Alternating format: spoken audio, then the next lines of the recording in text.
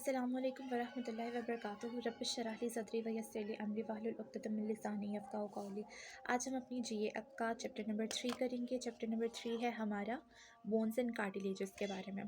तो इस चैप्टर के अंदर हम अपनी इंपॉर्टेंट पॉइंट्स को नोट डाउन करेंगे। इसमें आपको क्या चीज़ें पता होनी चाहिए। सबसे पहले तो आपको स्केलेटन की डेफिनेशन, बोन एंड कार्टिलेज की डेफिनेशन का आइडिया होना चाहिए, ये आपको आनी चाहिए। एक्सेल स्केलेटन क्या है, अपेंडिकुलर स्केलेटन क्या है, ये चीज़ें आपको पता होनी चाहिए। ये आपको कॉमन सेंस की बातें पूछी जा सकती हैं। इसके अलावा आपको बोन सेल्स के बारे में पता होना चाहिए। बोन सेल्स रिपीटेडली पूछा जाता है, बेशक वो आपका MCQ हो, SCQ हो या आपकी वाइवा या ऑस्पी हो, ये आपसे रिपीटेडली पूछी जाती हैं चीज़ें। और ये कॉमन सेंस की चीज़ें हैं, ये आपको पता होनी चाहिए with along with their functions. और इसके अलावा बोन के फंक्शंस भी, इसमें मैकेनिकल फंक्शन है, ये बहुत इंपॉर्टेंट है, ये आपको आनी चाहिए। इसके अलावा सेकंड इम्पॉर्टेंट चीज़ है इसके फिजियोलॉजिकल फंक्शंस भी आपको आने चाहिए। अब again one of the most important topic, bone tissue and it's type. वैसे ये हिस्टोलॉजी का ज़्यादा इंपॉर्टेंट टॉपिक है, हिस्टोलॉजी में इसमें से ज़्यादा पूछा जाता है। लाइक ऑस्टियोन, उसकी आपको हिस्टोलॉजी में डायग्राम जो है, हिस्टो डायग्राम, वो आपको रिपीटेडली क्वेश्चन में पूछी जा सकती है, पेपर में पूछी जा सकती है। कॉम्पैक्ट बोन्स के अदर नेम्स, इसके अलावा स्पॉन्जी बोन, उसका सेकंड नेम ऑस्टियोन हेवर्शन केनाल, ये आपको इनका पता होना चाहिए। इसके अलावा यहाँ से डिस्ट्रीब्यूशन ऑफ बोन्स, ये बहुत बहुत बहुत इंपॉर्टेंट है, ये आपको इसकी नंबरिंग भी आनी चाहिए, मुझसे भी पूछी गई थी। और एक बहुत इंपॉर्टेंट क्वेश्चन है जो कि पूछा जा सकता है, कॉमन सेंस का क्वेश्चन है, ये आप लोगों ने ज़रूर सर्च कर लेना है कि number of bones in the newborn baby. ठीक है, ये यहाँ पे बुक पे मेंशन नहीं है, लेकिन आपने सर्च करना है और अपने बुक पे यहाँ पे साइड पे लिख लीजिएगा, काइंडली इधर लिख लीजिएगा। अब नेक्स्ट जो बहुत बहुत बहुत इंपॉर्टेंट क्वेश्चन है, रिपीटेडली आस्किंग यू, ये बहुत इंपॉर्टेंट क्वेश्चन है, क्लासिफिकेशन ऑफ बोन्स। ये रिपीटेडली आपकी ऑस्पी, वाइवा, आपके SCQ, MCQ, हर जगह ये पूछा जाता है। ये आपको बहुत अच्छे से फिंगर टिप्स पे आना चाहिए। इसमें कोई भी चीज़ हो आपसे पूछी जा सकती है। इसमें short bones, flat bones, irregular bones. अच्छा, यहाँ पे एक है न्यूमेटिक बोन, ये मेरे एग्जामिनर ने क्वेश्चन किया था, न्यूमेटिक बोन, ये आपको पता होना चाहिए। इसके अलावा इसकी आपको एग्जांपल आनी चाहिए। इसके अलावा सिस्मोइड बोन, इसकी डेफिनेशन और इसकी एग्जांपल आपको आनी चाहिए, ये मुझसे पूछी गई थी। और ये सारी डायग्राम्स का आपको नेम पता होना चाहिए कि ये कौन सी बोन्स हैं, क्योंकि ये आपकी ऑस्पी में पूछी जाती हैं, डायग्राम्स आती हैं वहाँ पर। डायग्राम्स के अलावा वो आपके सामने बोन्स भी रख सकते हैं और आपको पता होना चाहिए कि ये कौन सी कैटेगरी की बोन है। फर्दर मोर आपकी एसेसरी बोन्स में मेरे से पूछा गया था क्वेश्चन और मुझे ये नहीं आता था, लिहाजा आपने ये गलती नहीं करनी, आपने इसे करना है। और ये वाली डायग्राम जो है ये भी बहुत इंपॉर्टेंट है, ये भी बहुत इंपॉर्टेंट और ये भी बहुत इंपॉर्टेंट है। ये तीनों डायग्राम्स बहुत इंपॉर्टेंट है, ये आपको आनी चाहिए। ये आपकी ऑस्पी में इनमें से कोई भी डायग्राम वो रख सकते हैं, वहाँ पे लगा सकते हैं। तो आपको पता होना चाहिए कि इसकी क्या है, ये लेबलिंग क्या है, ये आपको पता होना चाहिए। नेक्स्ट आते हैं यहाँ पे वर्मियन बोन आपको आना चाहिए। ये इस डायग्राम की भी आपको लेबलिंग आनी चाहिए। आपको राइडर्स बोन का भी पता होना चाहिए इसके साथ साथ। ठीक है, ये इंपॉर्टेंट कुछ चीज़ें हैं। इसके अलावा मार्किंग्स जो है ना, मार्किंग्स आप अपने सेकंड ब्लॉक में करेंगे। आपके लिए बेनिफिशियल है अगर आप यहाँ पे कर लेते हैं। अगर आप कर लेते हैं ये आपके लिए अच्छा रहेगा, अगर आप नहीं करते तो वो भी ऐसे जितना इसका इशू नहीं होगा, क्योंकि ये आपने जब साथ साथ बोन्स पढ़नी है तो आपको ये ऑटोमेटिकली सारा कुछ याद हो जाएगा। ठीक है, तो अगर आप कर लें तो आपका ही फ़ायदा है, ना करें तो आपको वो आपका कॉलेज अच्छे से याद करवा देगा। करना तो है, वो बेशक अभी कर लें या बाद में कर लें, ये आपने करना ही है।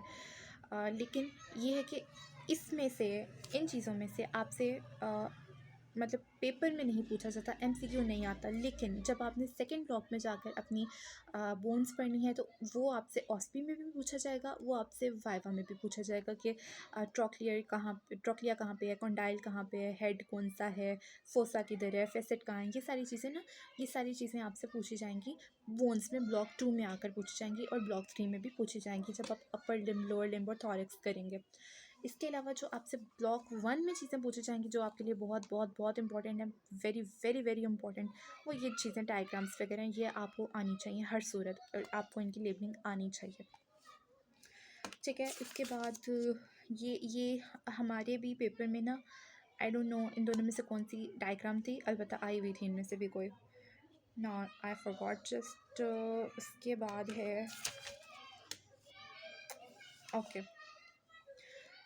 Gross anatomy of an adult typical long bone. इसकी ग्रॉस एनाटमी में ना मेनली आपसे वो एज सच क्वेश्चन नहीं पूछते हैं, लेकिन अगर एग्जामिनर लाइक थोड़ा सा टेढ़े दिमाग का हो ना, जिसने सोचा ओके चलें हमने इस दफ़ा बच्चों को फेल करना है, तो वो कुछ भी दे सकते हैं क्वेश्चन बनाकर आपके पेपर में। सो लिहाजा आपको यहाँ पे पेरी ऑस्टियम का पता होना चाहिए, आपको ऑस्टियोप्रोजेनिटर सेल्स का पता होना चाहिए, कॉर्टेक्स का, मेडुलरी कैविटी का, इन छोटी छोटी चीज़ों का आपको पता होना चाहिए, और एंड ऑफ लॉन्ग बोन्स इनका पता होना चाहिए। ठीक है, ये आर्टिकुलर सर्फेसिस का पता होना चाहिए। कोई भी क्वेश्चन आ सकता है, आपने इसको मतलब छोड़ना नहीं है किसी भी सूरत में। लेकिन ये है कि आपका ना वो इतना मतलब रिपीटेडली नहीं पूछा गया, लेकिन पूछा गया हुआ है, ऐसा नहीं है कि आपने छोड़ना है। इसमें एक इम्पॉर्टेंट चीज़ जो है वो है आपकी सेंटर ऑफ ऑसिफिकेशन। ये आपको बाद में बताया जाएगा अंदर। ये रहा ऑसिफिकेशन, ये वाला बहुत बहुत बहुत इंपॉर्टेंट है। इसमें आपको कोई भी तरह की ना मतलब किसी भी तरह से आपको क्वेश्चन आ सकता है। आपने इंट्रामेम्ब्रेनस ऑसिफिकेशन, एंडोकार्डियल ऑसिफिकेशन, ये सारा कुछ आपने देखना है। इसके बाद आपका डायफिसिस, एपिफाइसिस, इन दोनों की आपको मतलब मीनिंग का पता होना चाहिए, डेफिनेशन आनी चाहिए इन दोनों की। और बोन ग्रोथ एंड रीमॉडलिंग की आप एक दफ़ा रीड आउट कर लीजिएगा। इसमें से इतना नहीं पूछा जाता, लेकिन आपको इसके कॉन्सेप्ट्स का पता होना चाहिए। ठीक है, आपने इसे रीड आउट ज़रूर करना है। इसमें से जैसे ये मेन इंपॉर्टेंट पॉइंट्स हैं ना, उनको आपने हाईलाइट कर लेना है। ठीक है, इसके बाद इसमें भी एक इम्पॉर्टेंट ये रूल ऑफ फॉसिफिकेशन, ये बहुत इम्पॉर्टेंट है। ये आपके पेपर में रिपीटेडली पूछा जाता है। ठीक है, तो ये इतना रिपीटेडली पूछा जाता है कि आपने इसको बिल्कुल भी फॉर ग्रांटेड नहीं लेना है, इसको आपने ज़रूर तैयार करना है। और इसके बाद आपका क्वेश्चन आता है टाइप्स ऑफ एपिफाइसिस। ये भी रिपीटेडली पूछा जाता है, बहुत इंपॉर्टेंट है। ये मेरे पेपर में आया था, ये आई गेस मेरे कॉलेज के पेपर में आया था, लेकिन ये आपने नहीं छोड़ना। ठीक है, ये आपने करना ही करना है। इसके बाद blood supply, very important. Blood supply हर बोन की आपने करनी है, आपको आनी चाहिए। लॉन्ग बोन की भी रिपीटेडली पूछी गई हुई है, और इसके अलावा यहाँ पे इरेगुलर बोन्स की भी रिपीटेडली पूछी गई है। ब्लड सप्लाई आपको सॉरी ब्लड सप्लाई आपको हर बोन की बहुत अच्छे से आनी चाहिए। अब ये लॉन्ग बोन में मैं आपको बता देती हूँ, blood supply of long bone बार बार पूछा गया है, रिपीटेडली पूछा गया है, इसलिए ये आपने ज़रूर करना है। इसके अंदर आपको न्यूट्रिएंट आर्टरी का, और इसके अलावा ये डायग्राम, इस डायग्राम का आपको पता होना चाहिए। ठीक है, इस डायग्राम में क्या क्या लिखा हुआ है, कौन कौन सी आर्टरी है, क्या क्या चीज़ है, ये सारा कुछ आपने करना है। और यहाँ से ये जितनी भी आपको चीज़ें मेंशन हुई थी ना, ये आप अपने वर्ड्स में, इजी वर्ड्स में इसको कर लीजिएगा। ठीक है, अच्छा जी, इसके बाद वीनस ड्रेनेज, ये आप एक दफ़ा पढ़ लीजिएगा, लेकिन ये मुझे नहीं लगता कि ये इतना दफ़ा मैंने पास्ट पेपर्स में देखा है क्वेश्चन, या मैंने इतना ज़्यादा मतलब इसको रिपीटेडली पूछते हुए आते हुए देखा हो, आई डोंट थिंक सो। लेकिन ये जो आपका है ना, ये वाला ब्लड सप्लाई, ये आपने ज़रूर करनी है, ये बहुत इंपॉर्टेंट है। ओके, इसके बाद कार्टिलेजेस पे आ जाते हैं। ये बहुत ही आसान है। अच्छा सॉरी, ये एक टॉपिक मिस हो गया, हीलिंग ऑफ फ्रैक्चर। ये आपको पता होना चाहिए। सिंपल फ्रैक्चर, कंपाउंड फ्रैक्चर, ये आपके ना ऑस्पी में और वाइवा में पूछा जाता है। ठीक है, ये आपको पता होना चाहिए, और आपके ना ये MCQs में भी आ सकता है। और यहाँ पे ग्रैनुलेशन टिश्यू का पता होना चाहिए, बोनी कैलिस का, और फाइब्रोकार्टिलेज कैलिस का, इन 3 चीज़ों का भी आपको पता होना चाहिए। ये भी आपने ज़रूर करना है। अब देन आ जाती हैं कार्टिलेजेस में आपको ये शॉक एब्जॉर्बर और पेरिकॉर्डियम और नॉन कैल्सिफाइड, इन चीज़ों का पता होना चाहिए। Being non calcified, the cartilage matrix is softer than that of the bone. ये इंपॉर्टेंट चीज़ है, ये नॉन कैल्सिफाइड होती है। ठीक है, ये इंपॉर्टेंट MCQ है, ये आपने करना है। और इसके अलावा टाइप्स ऑफ कार्टिलेज, ये आपको पता होनी चाहिए। इसके अंदर इसमें ना आप इसका एक टेबल बना सकते हैं, अपना टेबल बना लें। इसकी आपको एग्जांपल्स पता होने चाहिए, आपको इसके मेन फीचर्स का पता होना चाहिए। आप इसके काइंडली टेबल बना लीजिएगा, उससे आपके लिए आसानी हो जाती है। ओके सॉरी, अब आपका ये चैप्टर ऑलमोस्ट हो चुका कंप्लीट। इसके बाद आपका क्या यहाँ पे आ जाता है, आपका जॉइंट्स का चैप्टर आ जाता है, वो आपको नेक्स्ट वीडियो में बताया जाएगा। तो आपने इस इस चैप्टर को इसके आपने इसी तरह से जैसे लाइक मेरी बुक पे हुआ हुआ है ना कि सारी चीज़ें मार्किंग्स के साथ मैंने छोटी छोटी सी अंदर मेन पॉइंट्स ऐड किए हुए हैं, हाईलाइटिंग की हुई है, कलरफुल।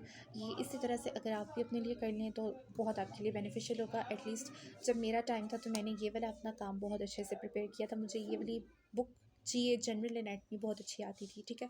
तो ये आपके लिए ही बेनिफिशियल रहेगा। ये मेन टॉपिक्स हैं, ये आपने अच्छे से करने हैं, ठीक है।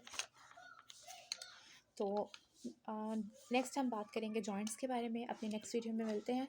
तब तक के लिए अल्लाह हाफ़िज़। अपना बहुत सा ख्याल रखिएगा, दुआ में याद रखिएगा, और इस वीडियो को अपने फ्रेंड्स के साथ भी काइंडली शेयर कर दीजिएगा ताकि ज़्यादा से ज़्यादा स्टूडेंट्स की हेल्प हो सके। जज़ाकल्लाह खैर।